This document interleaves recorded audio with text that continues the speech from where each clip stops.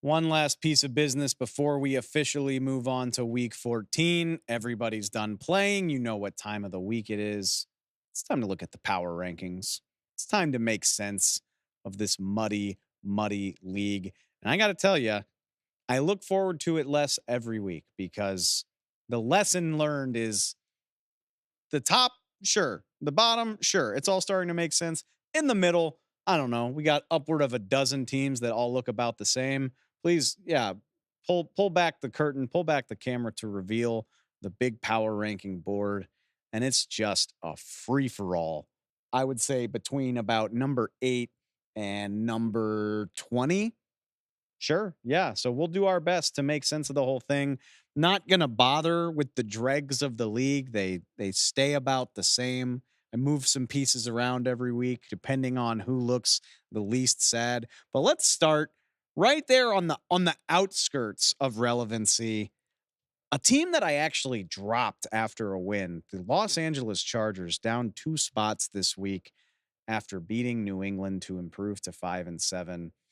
And if you saw anything about this game, I think you know why I did it. 6-0 against the team that I have ranked dead last in the NFL. The LA Chargers, even in victory, are just a frustrating, disappointing team.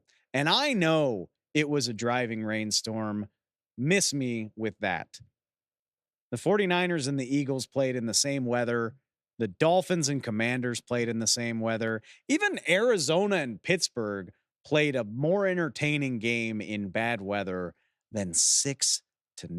Chargers, you continue to befuddle me, even when you win. Number 22 feels about right. At number 13, 2 teams take a big jump. The first of the ones we want to talk about, the LA Rams. We've mentioned them plenty already this week. They're up 6 spots from last week to number 13. And the main reason is, look, everybody in the middle of the league hierarchy lost this week. Denver goes down. The Rams themselves got a big win against Cleveland. The Pittsburgh Steelers don't just lose, but they lose their quarterback. So yeah, jumping up 6 spots feels justified. We talked to Eric about the Rams defense really playing well over the last month. You know all about their offense. This is a very interesting team. Eric, I'll continue to quote Eric. The veterans they do have know what it takes to win a Super Bowl. I don't think this is a team that's going to put together a real run, but I do think it's a team that could be a major pain in the ass for a lot of teams that they play. Speaking of which, the team right above them also up 6 spots, the Green Bay Packers. Both of these teams riding 3-game winning streaks. The Packers are now at 12. Feels fitting. They are a playoff team for the time being anyway. We'll see where they go with it. But man, I can't say enough about how fun Jordan Love is, how cool it is to watch this offense continue to grow into its own.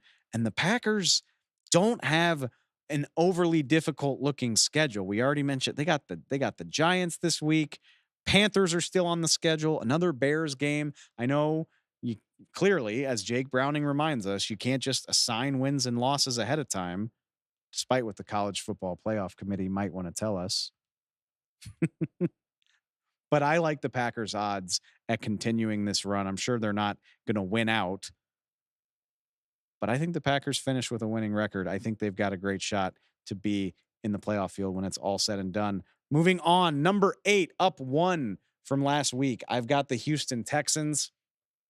Again, with all the chaos around them, what else am I supposed to do? It feels weird to have the Texans ranked so firmly above a Jaguars team that just beat them at the buzzer a week ago. But the Jags might be without Trevor Lawrence, and they lost to a backup quarterback at home. The Bills were idle. The Chiefs lose. Like, who do you put there? CJ Stroud is him.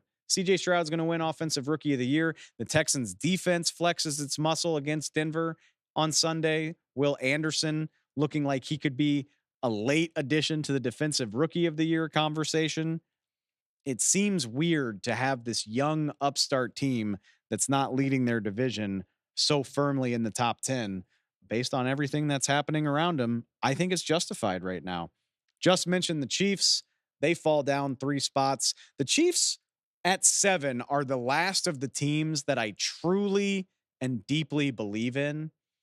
Like, I think the cutoff for teams that I can imagine getting to the Super Bowl is probably 7. I guess I'm keeping my eye on the Buffalo Bills, and maybe we'll throw the Jags in there depending on what's going on with Trevor Lawrence.